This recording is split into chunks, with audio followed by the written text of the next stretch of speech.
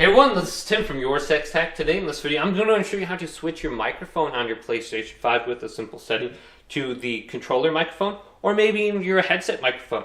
So there's two different ways that we can do this. The first way is to go up to settings, and then go on down to sound, then microphone, and we can go over to input device now, and we can see my headset is selected.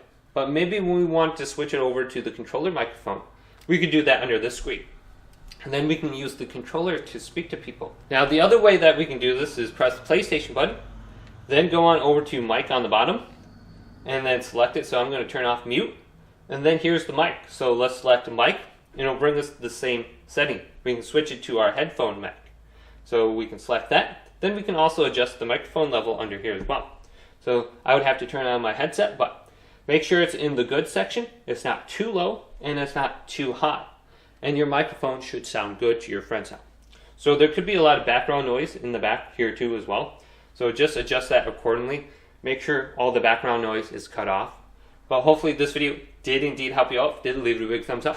And subscribe to my channel down below for more tech videos coming up next on YourSixTech.